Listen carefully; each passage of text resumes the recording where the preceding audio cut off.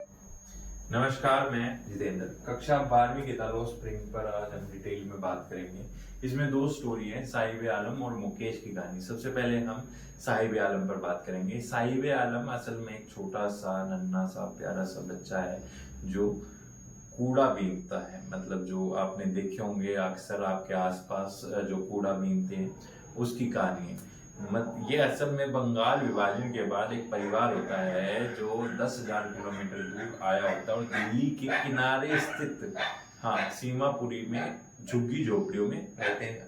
अब झुग्गी झोपड़ियों में रहने वाले ये बच्चे असल में कूड़ा बीनते हैं। अब कूड़ा इसलिए बीनते हैं क्योंकि इन्हें और कोई काम नहीं आता, और असल में कूड़ा बीनना नंगे पैर ये वहां पर कई मीलों का सफर तय करते हैं और तय करते करते ढूंढते हुए कूड़ा बीनते हैं। और इनके लिए वो बहुत मनोरंजक खेल होता है। असल में जब मन होता है ये अपने आप बैठ जाते हैं, खेल लेते हैं।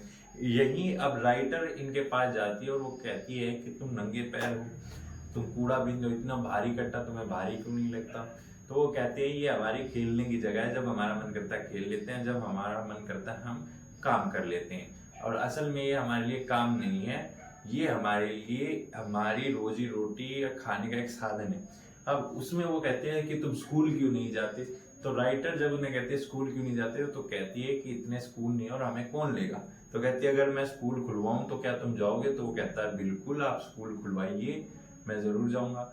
जब वो उससे उसका नाम पूछते हैं कि तुम्हारा नाम क्या है, जो कि वो बताता है साहिब आलम, और वो आश्चर्यचकित हो जाती है कि साहिब आलम का मतलब है द लॉर्ड ऑफ यूनिवर्स, यानी इस पूरे ब्रह्मांड का मालिक।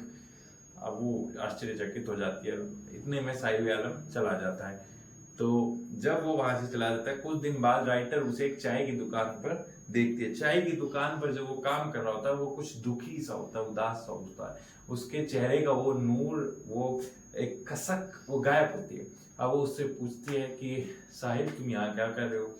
तो उसे कहता है कि यहाँ मुझे 800 रुपए में रखा गया है, 2 टाइम का खाना मिलता है आराम से, और मुझे ये चाय डिलीवर करनी होती है। तो वो नाखुश होता है क्योंकि अब वो अपना खुद का मन का मालिक नहीं था। अब उसे वो काम पूरे दिन करना था। अब वहां पर वो एक फ्रीडम थी, जब चाहे वो काम करता, जब चाहे वो खेलता। लेकिन अब वहां पर वो चीज उस पर फ्रीडम नहीं थी। अब साहिब के लिए वो एक भारी भरकम कूड़े वाला कट्टा जो है, अब वो उसके लिए हल्का था। अब वो चाय की केतली उससे ज्यादा भारी थी, क्योंकि अब वो ओन मास्टर नहीं था, अपनी मर्जी का मालिक नहीं था। वो उससे लास्ट में राइटर से पूछता है क्या तुमने वो स्कूल बना लिया? तो वो हंस पड़ती है थोड़ा सा। अपनी राइटर जो होती है अंदर ही अंदर कसक खा जाती है, मतलब शर्मा जाती है। अब यहीं पर दूसरी जो कहानी आती है वो आती है मुकेश की। इसमें नेक्स्ट जो पार्ट है वो मुकेश का है।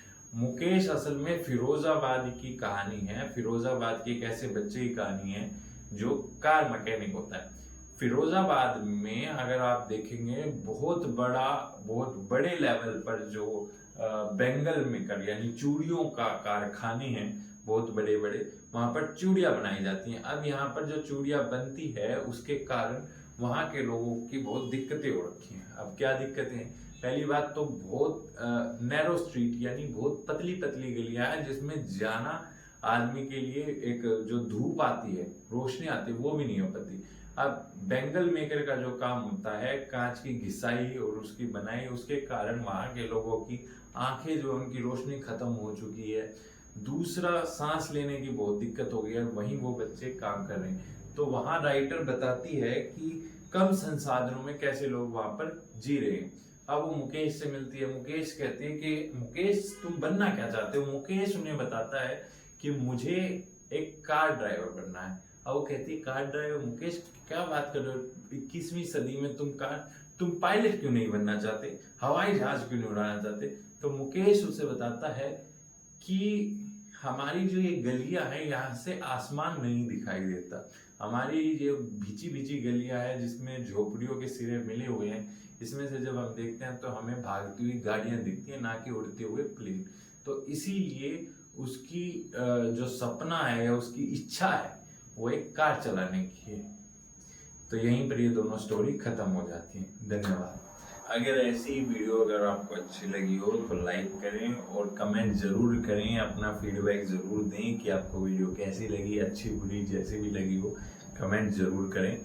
और अगर आपको और किसी विषय पर अगर कोई विशेष अगर वीडियो बनवानी है तो आप कमेंट करके बता सकते हैं। चैनल को लाइक और सब्सक्राइब ज़रूर कर दें।